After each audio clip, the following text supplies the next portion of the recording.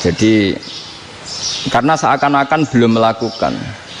Indonesia itu dulu kedatangan Islam itu tidak pernah dipertentangkan antara Islam dan negara, sehingga diskusi itu sudah salah karena para wali itu tidak pernah mempertentangkan Islam dan keindonesiaan atau kebinekaan.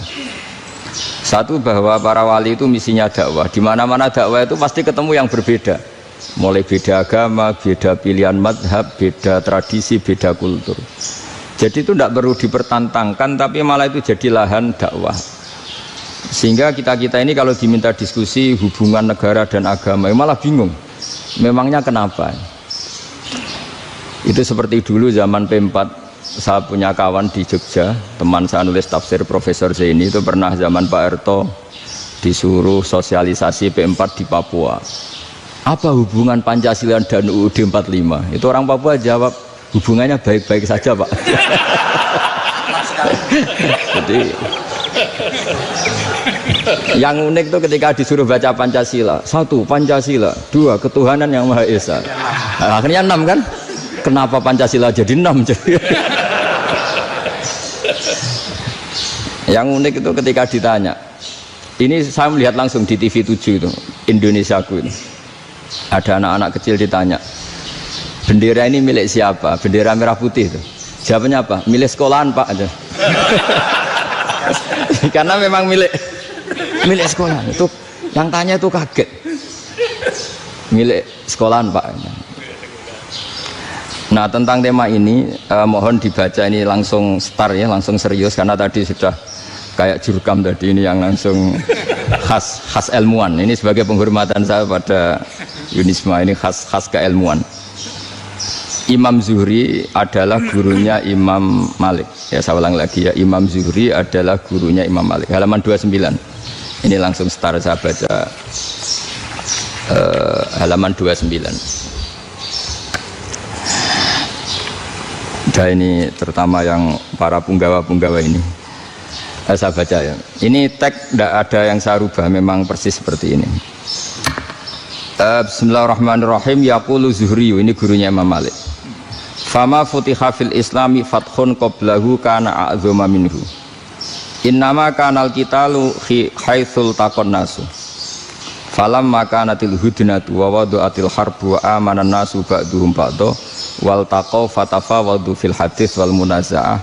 Falam yaklim ahadun bil islami yaqilu syai'an illa dakhula fihi. Walaqad dakhlataini kasanaten mithlu man kana fil islam qabla dzalika au aktsar. Terus ini ngomongnya harus santai, nggak boleh provokatif. Begini, kita tahu dalam perdamaian Hudaybiyah itu poin-poinnya itu semuanya merugikan Islam. Di antaranya adalah jika yang Islam masuk kafir harus dibiarkan, karena berarti masuk ke habitat asli. Karena Nabi sebelum jadi Nabi, komunitas pokok itu kafir, sehingga kalau Islam masuk kafir kembali ke habitat.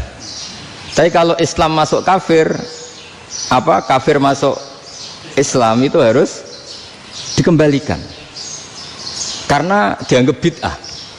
Maka kalau kamu dituduh bid'ah itu tenang saja dulu, Nabi itu ya dituduh ji'ta bidinin muhdas, kamu datang dengan agama yang baru. Cuma agak diteruskan wa kullu muhdasatin bid'ah wa kullu bid'atin dalalah. Jadi orang-orang kafir dulu kalau ngomentari Nabi, ji'ta bidinin muhdas, kamu datang dengan agama yang apa? Baru. Nabi nurut. Semua perjanjian yang merugikan Islam itu Nabi nurut. Tapi Nabi hanya minta satu hal, jangan ada perang 10 tahun. Dan orang boleh seminar, boleh diskusi tentang Islam. Ya ini dengerin betul ini. Jadi saya tidak akan provokatif, ini pakai logika. Nanti bisa dipakai disertasi doktor. Tapi saya minta orang boleh diskusi, boleh seminar tentang Islam. Akhirnya saat itu juga ada orang yang masuk Islam. Di depan tulisan itu belum kering istilahnya. Datang ke situ, namanya Abu Jandal bin Suhail bin Amr. Itu datang ke Nabi, ya Rasulullah saya ini mau masuk Islam. Kata orang-orang kafir, ini pertama Muhammad, kamu komitmen enggak sama perjanjian? Kalau kamu komitmen harus kamu kembalikan. Nabi bilang, ya Aba Jandal, kamu kembali ke mereka, ke habitat mereka, yaitu menjadi kafir, di komunitas kafir maksudnya. Akhirnya nangis. Umar, Sayyidina Umar itu mendekati Abu Jandal, kemudian memberi isyarat supaya ngambil pedangnya. Jadi syaratnya wong ini baca ora wis. Maksudnya orang-orang kafir. Tapi Abu Jandal nggak mau. Singkat cerita akhirnya kembali ke komunitas kafir. Tapi yang dikatakan Imam Zuhri cara analisis ini nggak bisa pakai provokatif, harus pakai analisis. Innama kanal kitalu haitsul takon nasu. Yang namanya perang itu menjadikan orang tidak berpikir jernih.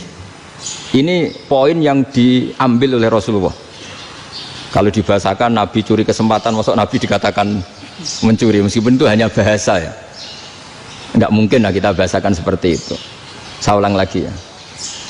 Kenapa ada perang berkesinambungan sampai tahun ke-8 Hijriah? Mulai tahun kedua ada perang Badar sampai tahun 8 Hijriah itu perang terus. Nabi sama orang kafir perang terus. Akibatnya apa Pak Profesor? Namanya perang itu ya enggak kau bermikir. Pokoknya agar ketemu Islam perang, Islam ketemu kafir perang, enggak kau bermikir. Padahal Islam itu bisa diterima oleh akal sehat, harus lewat diskusi, lewat pengamatan, lewat pemikiran, lewat pengendapan berpikir.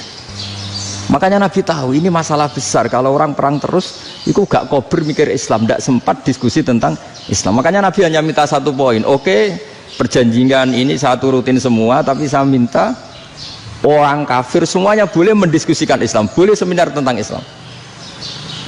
Mereka bilang iya, pada pikiran mereka kan diskusi paling piye. Ternyata betul, ada diskusi. Terus temanya gini, kira-kira bener di Muhammad Abu Jahal. Terus Tuhan Muhammad sama Tuhan Abu Jahal itu keren mana? Diskusi. Tuhan Muhammad itu khaliqus samawati wal ardi, yang menciptakan langit bumi. Sebagaimana kampanyenya Muhammad. Ya mereka masih jangkar bilang Muhammad. Kalau Tuhan kita, ya berhala itu yang kita bikin, yang kadang rusak, yang kadang kudanan, terus lumutan, pokoknya terus diskusi. Kita kok bener pengirannya Muhammad. Terus Muhammad Abu Jahal. Mulai dhisik Muhammad itu ora tau bodoh nih. Mulai dulu Muhammad tuh gak pernah bohong. Abu Jahal, waduh, wis bodoh nih ngongkonan. Wis ribet kan? Dan semua diskusi itu mengarah ke kebenaran Islam. Akhirnya ngomong kafir sing tokoh-tokohnya cara Jawa yuk, wah semane jebule masalah ini kan. Artinya gini, kalau kita ingin Indonesia damai, sebenarnya yang untung itu Islam. Karena Tuhan yang menciptakan langit dan bumi tentu gak akan diperbandingkan atau akan dikalahkan oleh Tuhan yang lahirnya saja sudah di bumi. Misalnya kita menjual Tuhan Allah, siapa itu yang menciptakan langit bumi, yang ada sebelum langit bumi, bandingkan dengan Tuhan yang lahirnya di bumi, ada tanggal lahirnya, ada aktenya, itu kan sudah ribet kan. Begitu juga kalau memperbandingkan tokoh, Muhammad itu siapa? Tokoh yang bisa menyatukan pan Arabik, tokoh yang begini-begini, yang sayang istri, sayang keluarga, dibandingkan dengan tokoh Abu Jahal, Abu Lahab yang corong jauh penggaweannya yang ngerugikan orang lain. Akhirnya orang itu mulai tertarik sama Islam. Makanya kata Az-Zuhri pakai bahasa dulu, falam yaklim ahadun bil Islam. Tapi kalau sekarang yang populer itu bahasa yatakallam. Sebenarnya yang benar itu bahasa kalimah yaklimu kalaman, karena masdarnya itu kalam, berarti sulasi nopo mujarrad. Tapi di fiilnya itu mujarradnya enggak kelaku. Jadi di fiilnya takallama yatakallamu, tapi untuk masdarnya yang kelaku kalaman. Jadi ini agak unik, agak gak lazim. Sebenarnya kan takallama yatakallamu takalluman, tapi di masdarnya kalam populer, tapi di fiilnya tidak populer. Saya teruskan ya. Ini penting sekali. Jadi menjual Islam, kalau boleh dibahasakan menjual, itu tetap enak dalam kondisi damai. Karena kalau kita perang, itu bawaannya kalau ketemu ya perang. Kalau ketemu perang, sehingga orang itu rakober diskusi dulu. Saat benernya Islam sampai kafir itu bener di. Karena tidak kober diskusi, tidak sempat diskusi, orang yang milih yang kafir. Karena yang mayoritas yang kuat. Sementara Islam zaman itu lemah. Ya Nabi itu yang diminta hudnah, yang penting kita damai. Terus orang boleh mendiskusikan benar mana kita dan mereka. Ya setelah diskusi ya tadi kan nggak mungkin Allah yang begitu keren hebat pencipta langit bumi dibandingkan berhala yang mengurus dirinya sendiri saja tidak bisa. Walhasil terus orang mulai tertarik sama Islam dan aturannya nggak boleh dilarang diskusi itu. Nah makanya saya pernah ditanya beberapa profesor di Jogja, Gus, suatu saat kalau kampus paling keren di Jogja ini ada Islamic Studies, kemudian pengajarnya dari berbagai agama, ini riskan nggak bagi Islam?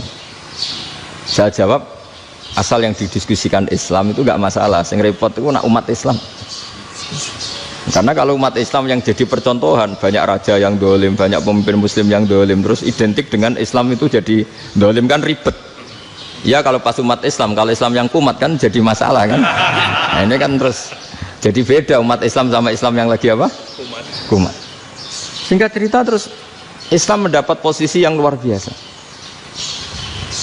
Nah makanya di sini diistilahkan falam makanatil hudnah, ketika ada perdamaian wa amanan nasu ba'dum ba'do, orang merasa aman, itu fatafawadu fil hadis wal munazaah.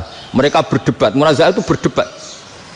Keren mana konsep Muhammad dengan konsep Abu Jahal, keren mana konsep Tuhannya Muhammad dengan Tuhan kita, terus diskusi dan mereka akhirnya ikrar, wah yang benar ya Muhammad lah. Di mana-mana Tuhan tuh ya sebelum langit dan bumi, di mana-mana Tuhan ya punya reputasi menciptakan. Masa Tuhan reputasinya diciptakan kayak berhala dan sebagainya. Ibadah juga gitu. Ibadah wong kafir itu kalau tawaf itu telanjang, ibadah Muhammad santun pakai pakaian, terus akhirnya mereka mulai tertarik Islam. Sehingga saya lihat di beberapa tafsir, saya memang tidak akan ngomong yang tidak serius, ngergani Unisba ben sawangane pemikir serius. Di Quran itu sampai lihat di tafsir Tobari itu ada ayat bal naqzifu bil haqqi 'alal batil fayadmaghuhu fa idza huwa zahid. Qadzafa itu kalau di kamus tak lihat itu takallama bila dalilin. Qadzafa itu ya pokoknya sekenanya. Artinya gini, kebenaran Islam atau kebenaran hak itu kamu taruh sekenanya saja itu tetap menang. Apalagi kamu taruh secara teratur, kamu taruh sekenanya saja itu tetap menang. Sehingga di sini banyak sahabat yang hidup di Cina. Sekarang juga banyak orang alim yang milih hidup di Amerika, banyak orang alim yang milih hidup di Inggris. Dan mereka pede, percaya diri karena kebenaran itu kamu letakkan di mana saja itu tetap akan menang, akan menemukan momentum kemenangannya. Misalnya gini, contoh paling gampang. Dulu para peneliti, saya ulang lagi, dulu para peneliti itu ya datang kemana-mana, termasuk Ibnu Battuta, termasuk Ibnu Khaldun, ya semua peneliti itu suka neliti. Setelah diteliti, Quran itu satu-satunya kitab suci yang membicarakan sains, misalnya tentang falak, tentang astronomi, tentang asal-usul kejadian manusia, kejadian makhluk. Juga bicara tentang geografi, geologis, semuanya. Sementara kitab lain hanya cerita tentang mawaid wal hikam wal ibar. Jadi diteliti kayak apa, pada akhirnya hak ini yang menang. Bal naqdhifu bil haqqi 'alal batil fayadmaghu fa idza huwa zahid. Saya berkali-kali cerita, ada ulama yang ahli matematika. Ketika ditanya kenapa kamu suka ngajar matematika, sampai muridnya itu ragu, ini guruku mlebu swarga ta ora, penggaweane mulang matematika. Tapi para muridnya bermimpi bahwa Imam Amudi itu disuruh ngajar para malaikat. Dan itu pede betul dia. Kata Allah, ini ulama saya yang iman kepada saya setingkat iman kamu. Jadi malaikat itu tidak mungkin Gusti, kita menyaksikan langsung engkau, sementara ini di bumi nggak nyaksikan jenengan. Kenapa bisa sepede dan seyakin itu? Akhirnya Imam Amudi disuruh ngajarin matematika. Jadi Anda kalau profesor itu nanti harus sempat ngajari malaikat, itu baru benar-benar profesor. Jadi nanti di akhirat ngajari siapa? Malaikat. Jadi ada seminar yang melibatkan banyak malaikat, narasumbernya itu seorang profesor.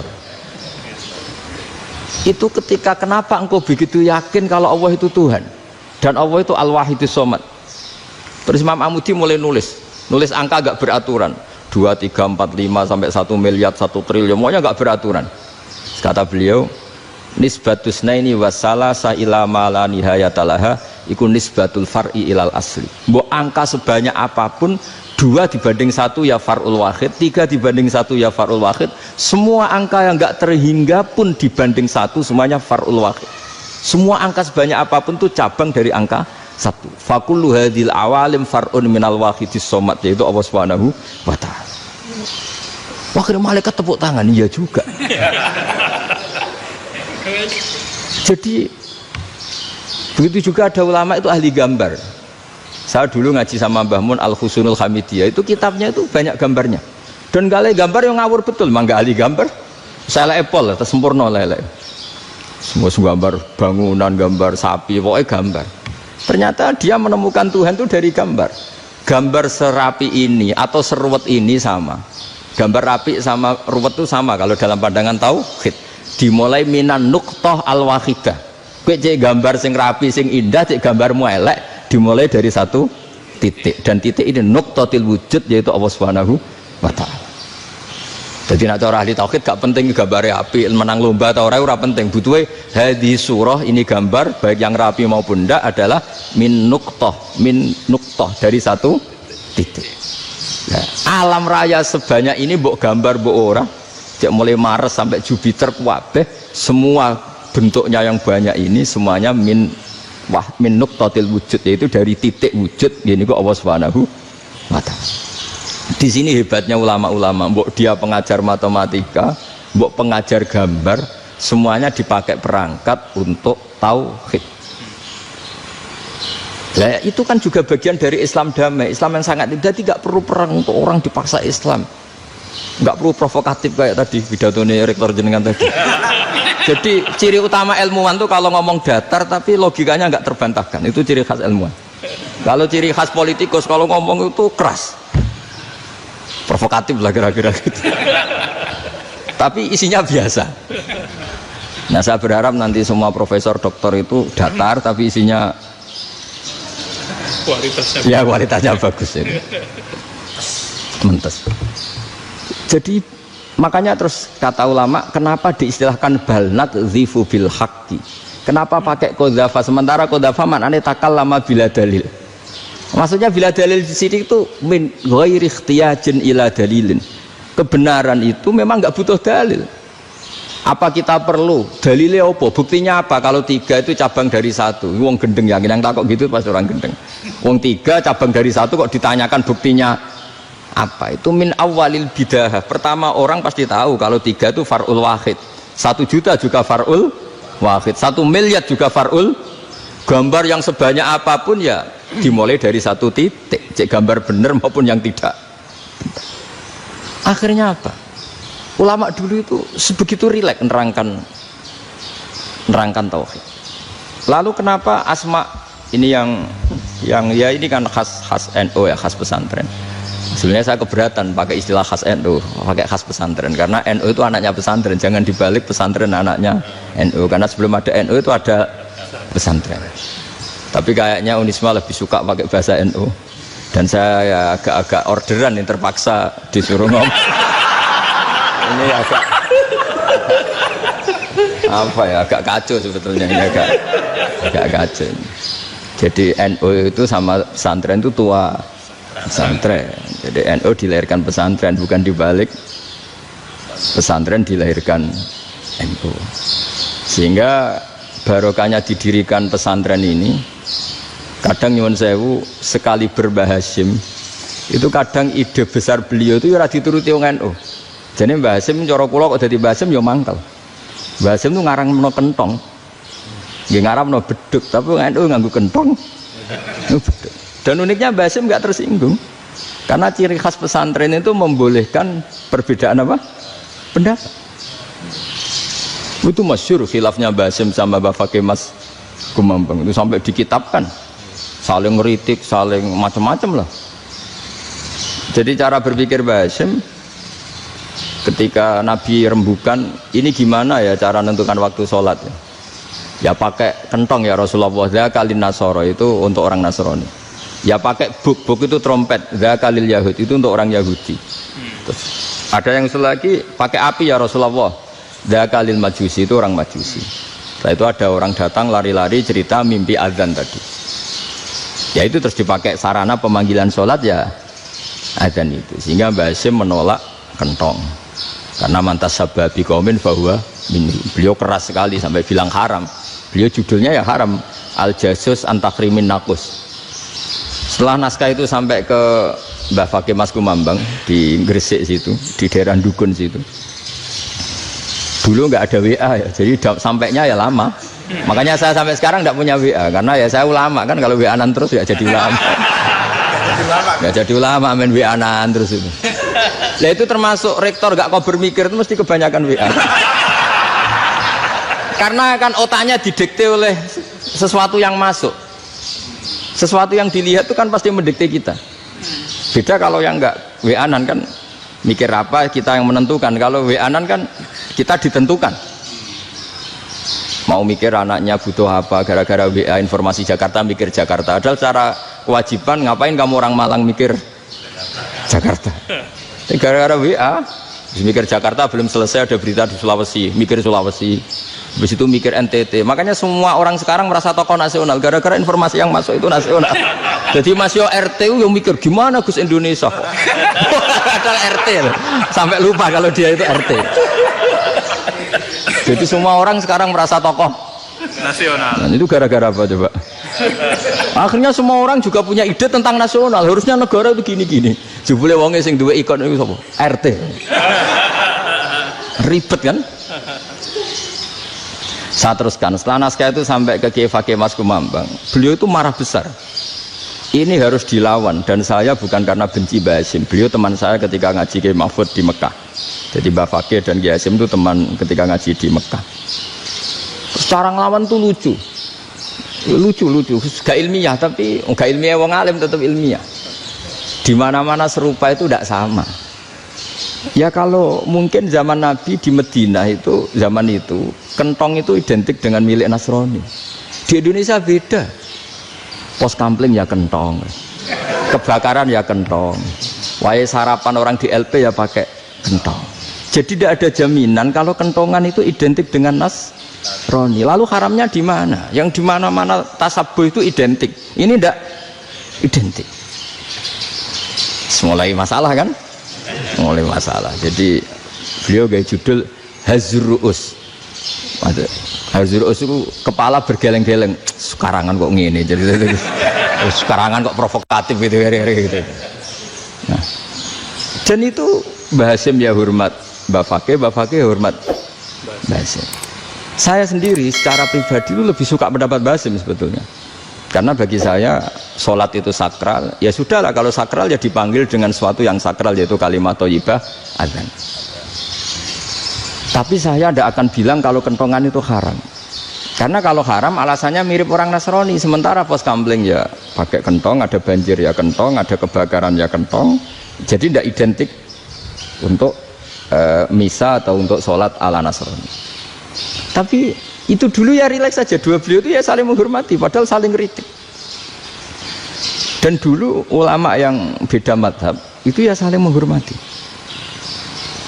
Imam Syafi'i itu kalau sholat di kawasan Masjid Abi Hanifah ya tidak kunut.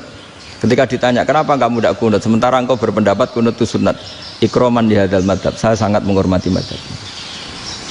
Imam Ahmad bin Hanbal itu berpendapat kalau orang pakai bekam, pakai iftisot atau hijamah itu batal sholatnya.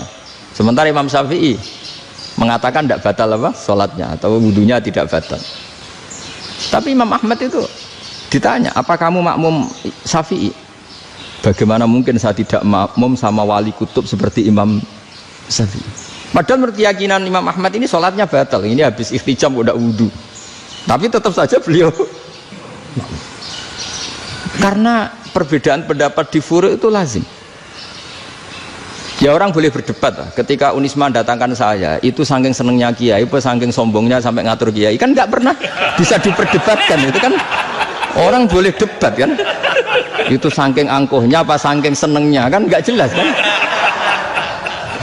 Kan dan orang boleh setuju pendapat saya, yaitu ngatur kiai itu haram. Setuju juga Pak Rektor, ekspresi mahabbah itu ya macam-macam.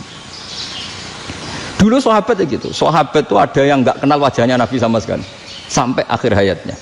Ketika ditanya, loh kamu itu sahabat kok nggak tahu wajahnya Nabi? Saya tidak pernah berani memandang Nabi karena ijlalan Nabi. terlalu menghormati saya sehingga tidak berani memandang wajahnya. Ada sahabat sing penggaweane delok wajah Nabi sampai bisa nyifati alfiu faminunil hajib, sampai bisa nyifati detail karena delok wajah Nabi itu ibadah. Ada seorang wali ditanya, kalau kamu di surga ingin nggak melihat Allah? Enggak. Loh, tapi semua orang ingin melihat Allah. Unazzihu dzalikal jamal an nadzari misli, ben gak elek-elek Allah tak delok terima aku. Wong ra jelas. Berarti kok delok pangeran. Banyak. Jadi justru tapi karena saking takzimnya. Enggak lah, mosok sak aku kok. Makanya saya berkali-kali cerita, menurut kesepakatan ulama, soft awal itu paling baik. Tapi banyak juga wali yang kalau sholat itu di belakang. Koyok paling bener yang gue ngarep gitu.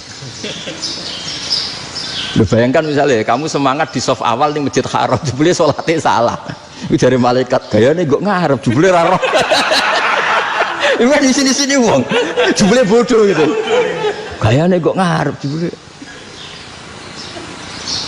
Coba orang kalau sowan Mbah Mun, yang berani di depan itu kan ya ketuanya atau jubirnya kan, yang merasa tidak pati pinter-pinter kan mesti di pojokan.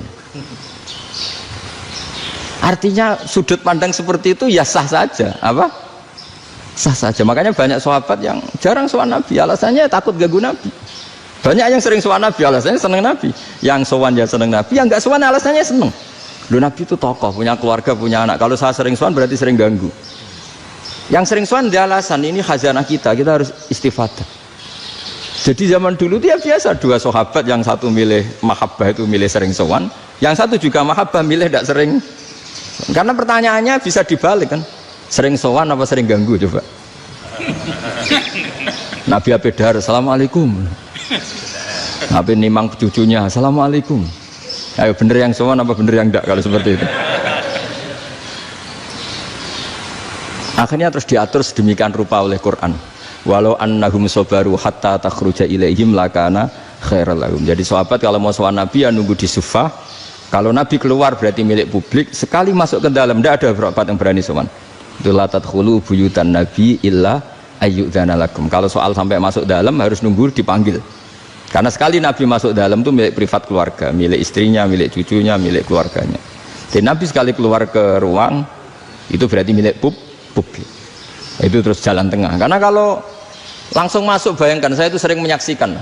Mbah Mun habis ngaji 2,5 jam ngaji Jalalain, baru masuk, assalamualaikum.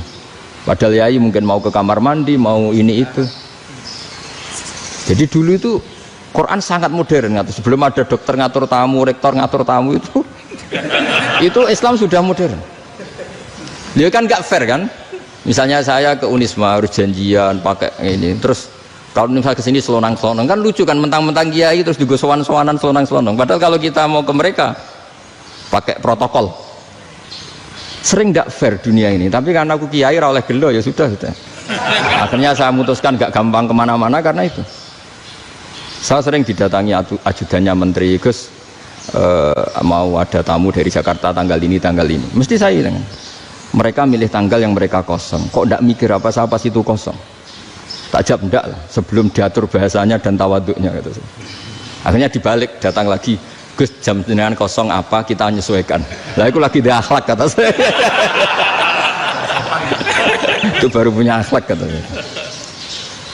Bukan masalah ini, bukan masalah gengsi ya. Saya sendiri itu dolan ke alumni itu jarang, karena ya takut. Kiai kan yang nganggur, jam 9 nganggur, jam 10 nganggur. Bisa saja alumni itu kerja di pabrik, bisa saja yang latihan ekonomi di pasar. Sehingga kalau saya datang jam 9, iki kiai sing nilai santri ini, apa kiai sing ganggu santri. Nah karena orang ini melakukan rutin, gak kok berpikir, pokoknya ini jenis silaturahim. Mau nyerah kok berpikir, padahal kalau diangen-angen, ini kiai yang nilai santri ini, apa kiai yang ganggu santri ini karena datang di jam kerja. Nah, bayangkan kalau kebenaran dulu itu dikawal oleh satu peradaban perang. Jadi Nabi sesuai diangen-angen Nabi. Perang Badar menang Nabi, perang Uhud menang wong kafir, perang ini gonta-ganti. Apapun itu yang penting satu kesimpulannya, cara Rasulullah kesimpulannya satu. Orang tidak kober mikir kebenaran secara mengendapkan pikiran dengan pikiran jernih. Maka hebatnya Nabi ketika perjanjian, pokoknya saya minta nggak ada perang. Dan orang yang boleh mendiskusikan Islam. Itu luar biasa idenya Nabi. Karena bawaan perang itu wong kan nggak kok bermikir. Ibarat seorang misalnya seneng satu perempuan, ketemu rivalnya langsung perang kan nggak mikir. Tapi kalau kau bermikir, diangen-angen cawe wedok iku ora seneng aku. Untungnya apa untuk wong ayu ora seneng, malah mau loro hati. Terus sudahlah, buruan dialihkan kemana kan gitu. Itu nak mau amen WA nan tukaran lewat SMS atau tarung langsung ora kau bermikir. Tapi kalau kau bermikir, akhirnya berpikir nih. Perempuan tadi sebenarnya yang disenangi siapa? Oke, ternyata senang Pak Erick. Sudah kita ngalah. Karena tidak ada nikmatnya kan menikahi perempuan yang sama sekali tidak mencintai kita. Tapi kalau nak kau berpikir pokoknya diprovokasi, wah gue kalah mbak A, gue kalah mbak B. Pikirannya kan, ojo sampai kalah. Bareng wis menang ternyata ada mas. Lah. Nah bayangkan Islam itu seperti itu dulu, dipertarungkan. Doang Islam itu dinu aklin, agama yang diterima dengan akal sehat. Tapi sekarang ukurannya perang. Yang menang berarti benar, yang menang benar. Kan terus jadi repot. Dan itu Nabi tidak ingin, makanya Nabi ingin sudahlah, nggak ada perang. Nah, makanya kata Imam Zuhri, fathul Islam terbaik adalah orang boleh diskusi tentang Islam dan tidak ada perang. Lagi-lagi penting, tidak perang itu penting, silmun itu penting, perdamaian itu. Setelah tidak ada perang, akhirnya fatafawadu fil hadis wal munazah, orang boleh diskusi apa saja, termasuk boleh adu polemik. Konsep satu Tuhan dan Tuhan banyak diperdebatkan. Akhirnya Nabi secara rileks bisa menjelaskan, Muhammad, urusan kita banyak. Kalau Tuhannya satu tidak cukup, Tuhan harus banyak untuk menyelesaikan berbagai urusan. Ada Tuhan bagi rektorat, bagi macam-macam kan. Ada Tuhan untuk ngurusi utang, ngurusi BPKB, macam-macam. Terus kata Rasulullah, enak saja Nabi jawabnya. Ya kalau kamu punya majikan banyak, perintahnya beda-beda, kamu mangkel enggak, bingung enggak? Ya susah mat, kalau majikannya banyak, perintahnya beda-beda, kita jadi repot. Seneng mana? Seneng majikan satu. Ya sudah, Tuhanmu itu majikan kamu. Kalau Tuhannya banyak, perintahnya macam-macam, kamu yang repot. Akhirnya ya sudah mat, Tuhannya satu aja. Nah, itu ya barokahnya diskusi tadi, barokahnya enggak perang. Daraballahu mathalan rajulan fihi syuraka'u mutasyakisuna wa rajulan salamal lirajul hal yastawiyani masalah. Terus alhamdulillah. Jadi orang yang paling kafir pun saat itu taslim. Nah ini kembali ke kalimat la ilaha illallah. Saya tidak perlu provokatif, pasti teori saya itu benar. Bukan saya bilang benar itu karena sombong, enggak. Ini sesuai teks. Misalnya begini, benar enggak kelompok takfiri yang suka ngafirkan orang lain? Itu pasti tidak benar. Logikanya gampang. Orang yang kafir 70 tahun saja dengan melafadzkan la ilaha illallah menjadi muslim. Masa dengan kalimat yang sama yang muslim menjadi kafir? Itu logikanya kan nggak ketemu. Orang kafir 70 tahun untuk menjadi muslim disuruh baca apa? La ilaha illallah. Tapi gara-gara baca la ilaha illallah nyekel patok jadi kafir. Pertanyaannya, loh ini kalimat apa? Kalimat untuk mengkafirkan apa kalimat untuk mengislamkan? Karena yang kafir dengan kalimat itu menjadi Islam, ternyata yang Islam dengan kalimat itu menjadi kafir. Itu ketemu nggak? Cara logika itu kan nggak ketemu kan? Makanya cara pikirannya Abul Hasan As-Sadzili, dan saya setuju pikiran itu. Istighfar ini boleh orang Jawa Timur protes karena kadang beda manhaj, tapi jangan protes saya, protes Abul Hasan As-Sadzili, kualat mesti sampean. Ketua Torekoh napa? Sadziliyah. Cara madzhab Sadzili, dan Anda boleh berbeda madzhab, mencari khasnya wong kampus wani beda. Beda kapasitas lah, pokoknya butuhnya beda. Dan ketok pinter, ketok kritis tuh. Cara madzhab Abul Hasan As-Sadzili itu gini Pak Rektor. Jadi istighfar itu baik, tapi ba'da kamali tauhid, setelah tauhidnya itu benar. Alasan beliau masuk akal. Ketika ada ayat fa'alam annahu la ilaha illallah wastaghfir li dzambik. Bihadil kalimah. Jadi orang boleh istighfar itu setelah tauhidnya benar. Alasannya Abul Hasan As-Sadzili begini. Qul lil ladzina kafaru iyantahu yughfar lahum ma qad salaf. Katakan kepada mereka yang kafir, sekali mereka tidak kafir, maka otomatis dosanya masa lalu diampuni. Pertanyaannya, yang bisa menghentikan kekafiran itu kalimat apa? La ilaha illallah. Dengan hanya melafadzkan la ilaha illallah Muhammadur Rasulullah, langsung yufar lahum ma qad salaf, langsung dosanya diampuni. Berarti yang menjadi pengampun dosa lah, penyebab pengampunan itu apa? La ilaha illallah. Itu bahkan orang kafir belum istighfar. Loh, di ayat itu kan Allah gak mensyaratkan setelah la ilaha illallah istighfar baru diampuni, enggak. Asal la ilaha illallah langsung yufar lahum maqad salah. Saya ulang lagi ya, jelas ya. Jadi kulil ladzina kafaru iyantahu yufar lahum maqad. Nah sekarang iyantahu, mereka berhenti dari kafirnya. Syaratnya pakai apa? La ilaha illallah Muhammadur, itu langsung yufar lahum maqad. Artinya apa? Ghufranullah itu bisa didapat hanya dengan mujarrodut tauhid, yaitu hanya dengan melafadzkan kalimah thayyibah. Dan sahnya istighfar juga berdasar kalimah thayyibah itu. Misalnya gini, orang kafir sebelum Islam melafadzkan astaghfirullah, astaghfirullah, astaghfirullah, kira-kira diterima enggak? Enggak kan? Karena syaratnya istighfar ba'dat tauhid. Nah makanya dalam adab Sadili istighfar itu setelah la ilaha illallah. Karena cara pandang ya seperti itu. Jadi fa'alam annahu la ilaha illallah wastaghfir li dzambi. Jadi dengan kebenaran tauhid saja ini sudah cukup kita insya Allah layak diampuni. Karena innallaha la yaghfiru ayyusyraka bihi wa yaghfiru ma duna dzalika liman yasha. Jadi orang yang tauhidnya benar itu bisa diampuni Allah asal tauhidnya benar. Itu Allah ngendikan liman yasha wa yaghfiru ma duna dzalika liman yasha.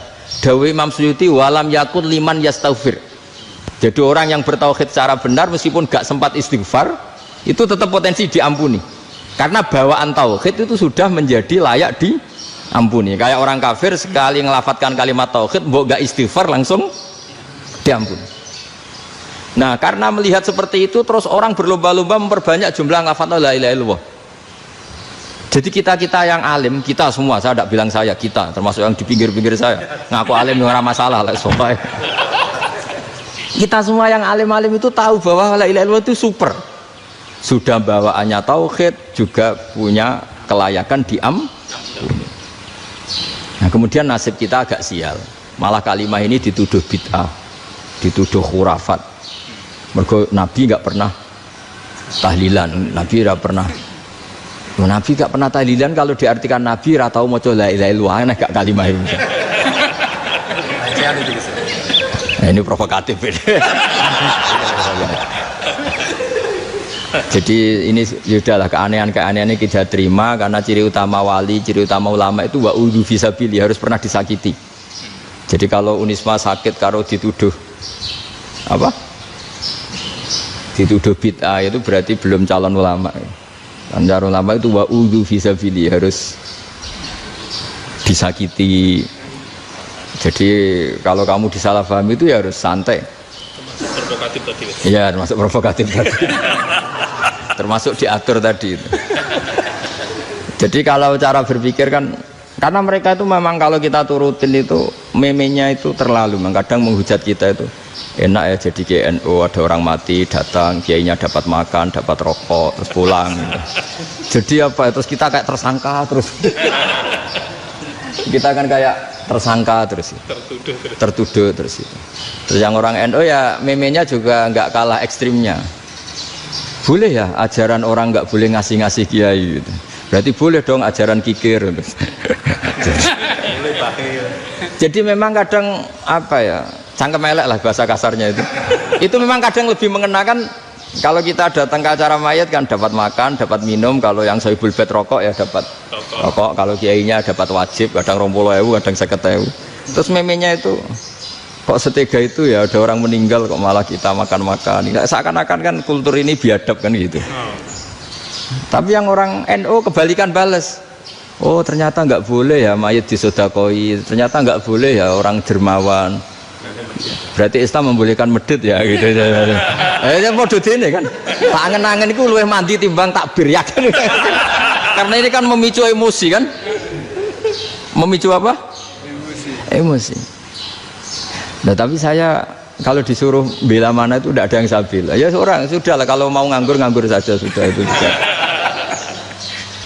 Ya tapi itu memang apa ya, itu khazanah Islam, ada yang kritik ada yang enggak. Ya itu memang khazanah, ya biasa aja kalau saya biasa.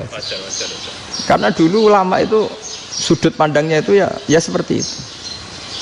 Ada yang ulama suka ibadah itu sholat, ada yang milih apa tidur.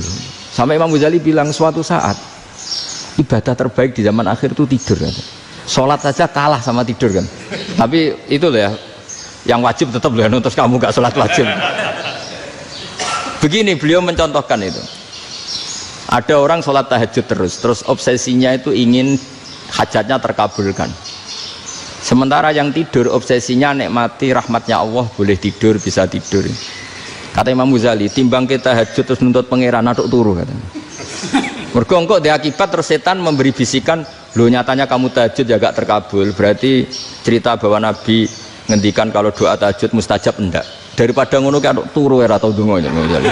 Timbang abri-abri Islam timbang ngelek-ngelekin apa? Islam. Jadi ulama itu mulai dulu itu sudah berpikir. Banyak orang menjadikan tahajud sholat malam itu media untuk hajatnya. Dan kalau nggak kesampaian ini mutung. Nyalahkan kiainya ijazah ramandi. Macam. Daripada ngono ora usah apa? Tahajud turu wae.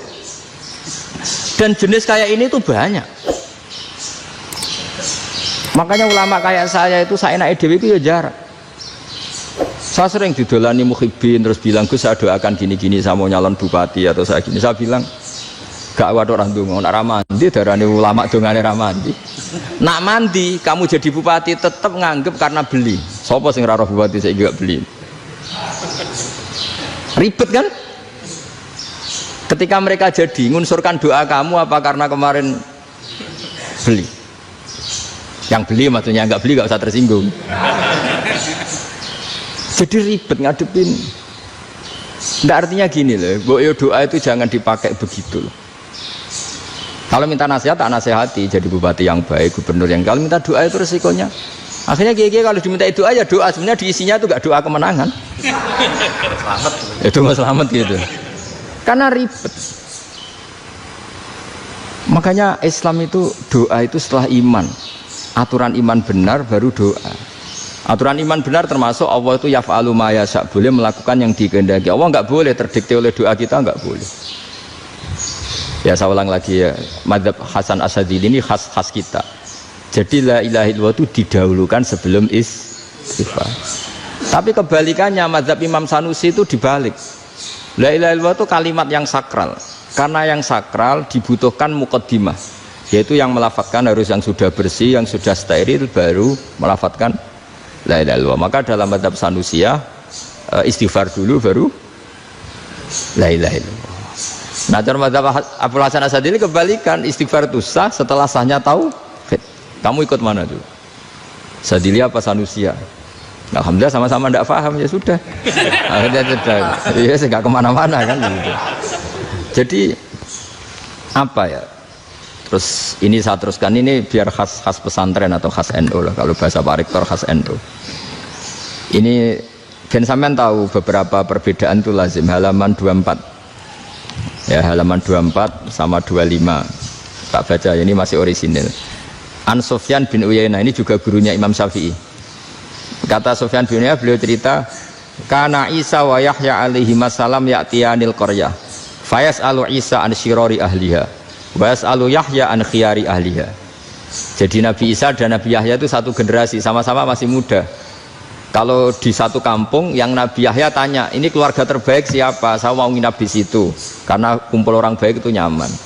Kalau Nabi Isa kebalikan, keluarga terburuk mana ya, saya tak di situ. Nah terus akhirnya faqala lahu Yahya lima tanzilu ala syirarin nas, kenapa kalau kamu bermalam kok malah kumpul orang-orang yang nakal? Innama ana tabibun udawil mardo, saya ini nabi ibarat dokter, di mana-mana dokter yang ngumpuli yang sakit, ngobati yang sakit. Makanya di NU itu ya banyak kiai jazab mengumpuli yang nakal-nakal. Nak tepak yang ngentas yang nakal, nak ra tepak ya katut. Ini adu nyali lah sudah gitu. Tapi itu ada ilmunya, yaitu niru Nabi siapa? Isa. Kalau kamu dokter penelitian itu cari daerah yang banyak pandemi apa yang bersih? Yang banyak pandemi, karena yang namanya penelitian ya di situ kan. Kalau kamu dakwah ngentas kemiskinan, ke daerah miskin apa daerah kaya? Nah sama, kalau ngentas kefasikan, ke daerah fasik apa daerah orang soleh? Fasik. Ya, tapi itu Nabi Isa. Nah kalau kamu tidak Nabi kan potensinya kan ngadut itu. Tapi setidaknya bahwa kita sering disalahkan karena punya beberapa tokoh yang ngancani fasik-fasik, itu sebenarnya ada dalilnya, yaitu Nabi siapa? Isa. Nah terus masalah tegas dan lunak. Ketika ada mahasiswa misalnya pacaran, boncengan lanang dan perempuan, itu pilihan kita apa? Kalau tegas, terus gak mau mendengar kita. Misalnya gini contoh gampang, tak beri contoh Pak D. Jangan orang tua, nanti secara fikih itu beda. Nah ini kan kita orang pesantren, biasa ngaji fikih detail. Kamu Pak D seorang perempuan, mahasiswi misalnya, sering pacaran. Setiap ke situ sama pacarnya kamu diam saja. Padahal kamu dosen keislaman. Mesti pamanaan kamu nyimpulkan ternyata pacaran itu tidak apa-apa. Buktinya Pak D itu tidak negur, menengai. Ini berarti asukut alal mungkar. Tapi kebalikannya, Pak D ini terkenal keras. Nak rono mesti radiaku ponaan. Akhirnya yura rono. Mesti ngerti nak mesti diamuk. Nah, dua orang ini sama-sama gagal kan? Yang lunak menjadikan ponaannya pacaran terus karena enggak negur sehingga dikira membolehkan. Sing keras juga gak sempat bina wong rono era wani. Akhirnya dua orang ini sama-sama enggak ketemu, sama-sama enggak berkesempatan membina kan? Gagal membina kan? Karena yang keras ponaannya enggak pernah situ, berarti enggak bisa bina kan? Yang lunak membiarkan berarti juga ada bina. Nah, Islam itu antara dua itu. Ya agak terlalu lunak, enggak terlalu keras. Karena kalau terlalu keras, misalnya ada kiai terlalu keras, lu masyarakat mau tanya itu gimana? Lari kan? Lu saya ini punya pengalaman pribadi. Saya ini kan kecelok orang alim. Itu kalau pernah ya saya itu berusaha ya pokoknya ya seumumnya orang alim lah. Tenang, terus anteng, enggak gejlok-gejlokan. Itu enggak ada yang tanya. Saya mimpi ketemu beberapa ulama itu disalahkan. Terus umat saya kalau mau tanya itu ke siapa? Wong alim wis wibawa, meneng tambah banget wibawanya. Bala Quran sering gojlok rektor macam-macam. Terus wong wanita kok, saya biasa ke pasar pandangan dicegot orang. Gus, putri saya itu sering keluar darah tapi melebihi batas haid gini-gini. Kalau badhe sowan jenengan, gak usah sowan ning kene mbek ngadeg-ngadegan. Terus tanya, yang haid berapa hari, Gus? Ya supaya rudat ilal adat sebelum dia punya penyakit istihadah itu berapa? 6 hari ya sudah, kembali 6 hari lainnya mustahadah, tetap sholat, tetap normal. Tapi kalau saya wibawa mau pasar gue tasbih duwilu iku mesti wong salaman njaluk donga yakin lho. Tapi baru kayak rada uraan ketemu wong-wong, dol pening ndi? Maaf pening ndi? Gus beneran Gus ketemu jenengan kula wingi badhe tua kok. Akhirnya tanya. Jadi uraanku itu amdan. Lho nek sampean asli, asli uraan. Karena ndak uraan lah tetap ndak wibawa kan. Jadi baru kayak uraan itu ya banyak. Saya itu kalau ngantor di Jogja itu banyak orang yang tanya. Ya biasa tuh tanya macam-macam. Karena saya uraan. Ke pasar ya orang, bahkan di bis sering ketemu orang. Wah beneran Gus kalau badhe sowan jenengan badhe tanya ini. Ya sudah di sini aja. Jadi semua itu diilmoni. Nah, Nabi itu punya sisi yang dua-duanya jalan. Memang beliau luar biasa, dipilih Allah yang luar biasa. Nabi ketika wibawa itu banyak sahabat yang bahkan mengenali wajahnya aja tidak bisa. Ka'anna ala ru'usihim at-tayr. Bayangannya seakan-akan di kepalanya itu ada burung yang takut terbang. Saking antengnya. Tapi Nabi sekali mengeluarkan job, sekali santai, itu sahabat tanya itu sampai yang nggak pantas ditanyakan. Nabi saya tadi kumpul istri saya tapi tidak inzal itu wajib mandi ndak. Aro'aita law anna ahadana ya'ti imra'atahu wa lam yunzil. Itu ya ditanyakan. Nabi pun kumpul mboten saged inzal sepundi. Guys betul lagi. Terus ya ada yang tanya macam-macam. Ya saking ada sahabat dipanggil Nabi tambah lari, dipanggil lagi tambah lari. Panjenengan nyeluk, oh pas kula kumpul bojo kula. Lah kula kuwatir jenengan orang suci, saya belum mandi, makanya saya lari. Terus Nabi ngendikan innamal mukmin thahir, ya nak masalah ketemu kiai ra apa-apa ijek junub. Sementing kok nak salat kados sik. Tapi Nabi sekali pakai mazahirul jalal, tapi pakai wibawanya, itu orang enggak berani ngomong. Tapi sekali Nabi rileks, itu orang bisa tanya apa saja, termasuk halal yang enggak pantas. Loh, ada sahabat itu tanya lucu, tanya Maimunah. Maimunah itu ya cantik tapi sudah agak tua lah. Maimunah, ya umal mukminin, hukumnya ngambung bojo pas Ramadan ubi. Wah gak roh aku, gak tahu diambungkan Nabi pas Ramadan. Tanya Saudah, malah orang-orang diambung kalau Saudah itu kan wis tuwa itu. Lucunya istrinya dia jawab, tanya Aisyah yang mungkin Nabi. Iya yang mungkin tanya Aisyah. Itu yang usulnya istrinya Nabi Maimunah. Selalu Aisyah. Tanya Mbak Aisyah. Ya Amirul ya Ummul Mukminin gini-gini. Aisyah yang cantik masih perawan kan. Qabbalani Rasulullah bahwa Nabi biasa ngambung-ngambung pas Ramadan dan beliau tetap puasa. Akhirnya fakih ngarang kan wa takbil fi Ramadan wa tublah la tubtilu shauma ngambung ora. Iku udah biasa di sini. Ya nasib bojone ayu. Nah ini artinya seasik itu gitu. Jadi garwane Nabi sing ngrasa rodok tuwa. Wah, aku ora tau ya. Kok Aisyah. Serilek itu dulu itu. Maksudnya orang Islam pertentangan itu. Maksudnya ya balik semua ini bedanya orang pesantren sama orang kampus. Kalau orang kampus mau cerita agama itu rahmatan lil alamin, tapi nyontokno rileke ora iso. Agama itu rilek, tapi nyontokno rileke ora iso. Mergo ya rapati ngaji. Contohnya ora iso, tapi mau gawe kaidah mau Islam itu rahmatan. Jadi Nabi itu lah, Allah juga gitu. Allah itu kalau sudah memperlihatkan madzahirul jalal, itu mbok malaikat Jibril rawani. Ketika Allah dengan madzahirul jalal. Tapi kalau Allah dengan madzahirul jamal, madzahirul apa? Jamal. Iku yo gojok-gojok kan ambek makhluke gojok. Yo buli-bulian cara sakniki. Ya sampean delok ning hadis syafaat itu, akhiru man dakhalal jannah atau akhiru man kharaja minan nar itu di beberapa judul. Ada seorang rojul yang ahli neraka ya, dintas mbek pangeran terus ditudono swarga. Gusti, swarga sengiler tok ora wong wayu roh wis ngiler tok. Ngerjaluk Gusti mosok roh tok ora oleh mlebu. Jarimu asal mlebu metu kon neraka ora jaluk-jaluk meneh. Sumpah lho ya, gak jaluk apa-apa meneh. Mboten Gusti. Sekali saya keluar dari neraka ndak akan minta apa-apa lagi. Wis. Wallahi, wallahi. La as'alu ghairaha. Mesti ghaira khoslah, ghaira tilkal khoslah. Ya niku pokoke selain keluar dari neraka saya ndak akan minta lagi. Didono swarga wong do kelon seru wibet kan. Sing bojone elek kan dendam dadi ning swarga iki. Swarga wis macam-macam. Gusti mosok roh tok ora oleh mlebu. Jarine ra janji ra njaluk meneh. Akhire ya wis didelokno neraka. Jadi pangeran jawabe gampang didelokno neraka. Roh neraka begitu menyakitkan, begitu ngeri. Sudah Gusti saya tidak minta surga, sementing nggak masuk neraka. Rabbana srif anna adzab jahannam. Setelah lama itu diadepno swarga njuk mlebu swarga, terus diadepno neraka. Akhirnya ya sudah. Saiki mlebu swarga gak apa-apa. Iku jawabe lucu. Atas taziu jenengan ngenyek kula. Wong karuan ra di swarga kok mlebu swarga. Terus akhirnya mlebu swarga, kan mlebu swarga tamanna, sangen-angen sembo jaluk apa? Orang angan-angan yang indah-indah, laka, wa asratu amsal, ya siku tak turuti, wa asratu amsalih, lan lipatan ke-10. Jawab wong lanang ya lucu, atas tahzi ubi wa anta rabbul alamin. Jenengan pangeran kok ngenyekan, maksudnya wis karuan aku ora pantes. Terus dari pangeran, la astahzi ubika, walakinni alama asya'u qadir. Aku gak ngenyek kowe, pancen aku pangeran, nuruti kowe iku iso. Jadi Allah sendiri ketika dengan madzahirul jamal, itu malaikat ya ono sing wani bantah. Masyhur itu kan malaikat sing bantah pangeran atas alufia mayufsidu fiha wa yasfikut dima. Karena Allah dengan madzahirul jamal. Yang paling masyhur Nabi Musa. Nabi Musa itu ketika Nabi Mi'raj. Nabi Mi'raj itu beliau kira-kira di langit keempat lah yang masyhur atau kelima. Ngelangkahi.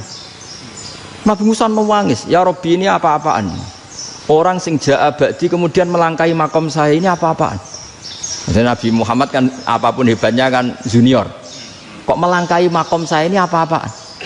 Enggak fair. Sampai Nabi Muhammad itu tanya gini sama Jibril, reaksi Allah gimana ketika melihat Musa seperti itu? Jawab malaikat Jibril lucu. Ya roh hiddatahu, Allah sapal gayane Musa. Biar. Jadi lucu. Ya dibiarin aja sama Allah. Tapi yang jenenge Nabi Musa itu kekasihnya Allah, tetap berkah bagi kita. Betul. Ketika setelah Mi'raj diwajibkan sholat 50, gentenan Nabi Musa kelihatan nabinya. Sebenarnya Nabi Musa itu sebetulnya loh, gak nguntungkan kita sebetulnya. Tapi yang nguntungkan, sebenarnya tidak niat nguntungkan kita, tapi nguntungkan. Nabi Ibrahim kan di langit ke-6, keren lah. Konti dong ketemu Allah ngeten-ngeten kan sholat seket. Karena Nabi Ibrahim terkenal Nabi baik, tidak bantah. Bareng Nabi Musa. Kenapa itu celok pangeran? Kalau akan sholat ping seket. Inna umataka la tutiku dalik. Wah, gak kuat umatmu. Serai-rai gak umatmu ora ngarah kuat 50 rakaat. Tapi sebenarnya Nabi Musa itu niatnya bukan membela kita. Fa inna ummati umatku sing gagah-gagah ra iso meneh umat. Berarti sebetulnya ya itu masih pakai gengsinya gitu. Wes ngono-ngono lah sementing kita untung. Sebetulnya dia itu enggak terima wong umat saya aja yang lebih kuat. Enggak kuat apalagi umatmu. Dan terus sebutin irji ila rabbika fas'alhu takhfif. Itu berarti Allah dengan madzahirul jamal. Sudahlah, datang ke Allah minta keringanan. Allah itu baik. Minta, mbak Allah ya diringanan mau 5 tok. Jadi cek 45. Balik ke Nabi Musa, piro 45. Cek ra kuat umat. Wong umatku ra kuat. Jadi sebenarnya dia bilang umatku ra kuat. Lho cara Nabi Muhammad model wong Malang. Yo beda umatku mbek umatmu. Ribet kan? Beda. Lho Nabi Muhammad kan enggak seperti itu kan? Enggak punya akhlak Malang kan? Akhlak maksudnya akhlaknya mujur itu loh, akhlak yang baik gitu loh. Ya akhlak yang mujur, bukan yang Malang gitu. Jadi Nabi ya manut. Tinggal 40 kan, dikurangi lagi 35 sampai 9 kali kan, masyhur itu. Ya kan kalau dikurangi 55 kan berarti turun naik kan 9 kali.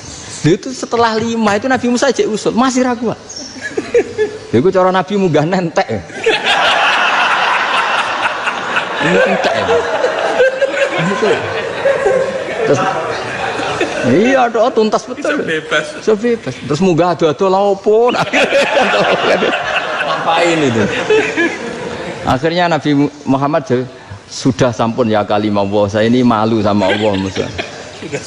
Sudah 9 kali dan diturutin terus. Jadi Allah kalau dengan madzahirul jamal itu Nabi Musa biasa nego sama Allah. Tapi ketika Allah dengan madzahirul jalal itu Nabi Musa enggak berani. Yaitu di hadis syafa'ah. Hadis syafa'ah ketika manusia datang ke Nabi Adam, ya tuna Adam. Ya Adam anta abul basar ngene isfa'li ana inda rabbik. Kamu saya minta mensafaati kita. Nabi Musa, Nabi Adam inna rabbi qad ghadibal yawma ghadaban lam yaghdab qablahu mislah wa la yaghdab ba'dahu mislah. Ini Allah sedang murka besar dan tidak akan murka seperti ini lagi. Sudah saya tidak berani, nafsi. Nabi Ibrahim enggak, termasuk Nabi Musa ketika itu ya enggak berani. Karena Allah dengan madzahirul jalal. Itu Nabi Musa enggak berani. Sudah saya sendiri itu pernah salah. Yaitu saya membunuh seseorang yang enggak disuruh oleh Allah membunuh itu. Yang pas jotosi orang Kipti. Akhirnya datang ke Nabi Muhammad. Pas ke Nabi Muhammad Allah dengan madzahirul jamal. Dengan madzahirul jamal sampai Kanjeng Nabi ngendikan analah saya akan memintakan syafaat kalian. Terus fa ahmadu rabbi bima hamida allamaniha rabbi. Saya muji Allah dengan pujian-pujian yang orang lain tidak tahu, hanya saya yang diajari, kata Rasulullah. Nah di sini menurut banyak ulama termasuk kitab yang saya baca, kenapa Muhammad sebagian namanya Ahmadu. Itu dari af'al tafdil fa Muhammadun ahmadu min ghairihi. Muhammad Rasulullah itu kalau muji Allah di atas cara mujinya Nabi yang lain.